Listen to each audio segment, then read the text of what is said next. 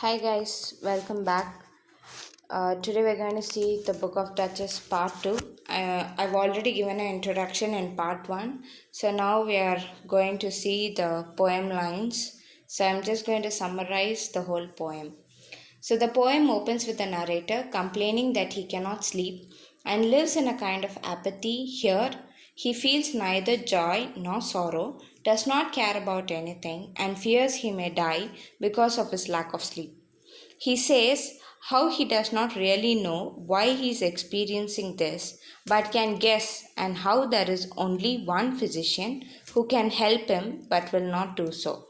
The poem relies on an audience acquainted with the romantic vision of courtly love.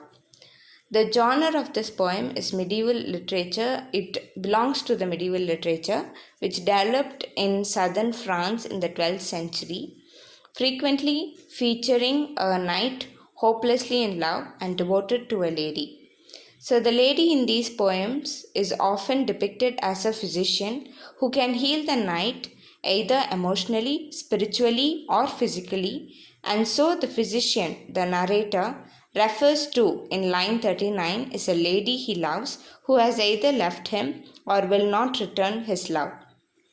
Since he cannot sleep, the narrator he reads a book called the Ovid Metamorphoses, containing the story of the lover C.S. and Alcyone. C.S. goes on a sea voyage, and when he fails to return on the given day, Alcyone begins to worry. She prays to the goddess Juno for a sign of whether C.S. still lives, and her prayers is answered in a form of Morpheus, god of sleep, appearing as C.S. to tell her he is dead. Alcyone died of grief 3 days later. The narrator then marvels at the story and how Alcyone received an answer to her prayer when he has not, and so he prays to Juno, almost instantly falls asleep and begins to dream. So then he finds himself in bed on a May morning with birds singing and quickly gets dressed to join a hunt in progress outside. So he is separated from the others in the party and walks alone through the woods until he comes upon a man in black sitting alone. The man, described as a handsome and noble knight, is writing a poem and completely unaware of the narrator. The poem is a lament for lost love, which the knight recites as he writes, in which he says how the love of his life has died and he will never feel joy again. The narrator is moved by the poem and even more so by the knight's obvious sorrow and moves to comfort him. But the knight is so deep in despair he does not notice at first. The narrator apologizes for disturbing the knight, says how he is obviously depressed, and asks what he can do to help.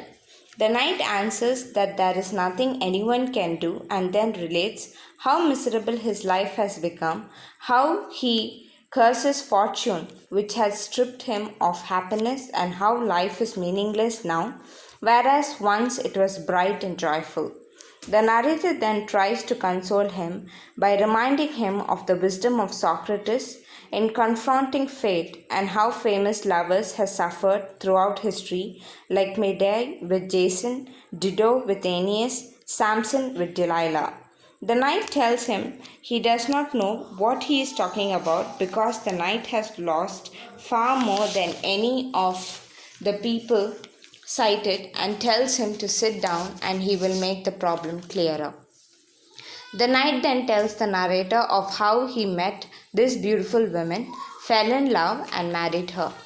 The narrator interrupts to say how his wife sounds very nice, but she could not have been as perfect as the knight is depicting her. The knight replies how everyone saw her in the same way, and there was never anyone as beautiful or kind or gentle as she. The narrator still does not grasp the knight's problem and asks him to tell of their first word with each other and how she came to know he loved her, and then asks plainly what has gone wrong with the relationship. The knight obliges and tells the narrator of the first song he composed for her and then talks about their relationship and how much she meant to him. The narrator asks, "Where is she now?"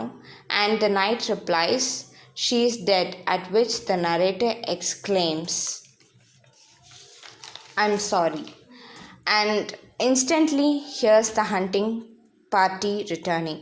He then wakes from the dream to find himself in his bed with the book of CS and Alcyone in front of him, marvels at the dream he had and says how he knew he had to write it down immediately. The poem ends with the narrator saying how he has done so and now his dream has been done. So, thank you guys.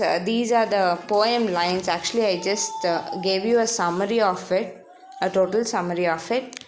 And so, like, share, and don't forget to subscribe our channel. Thank you.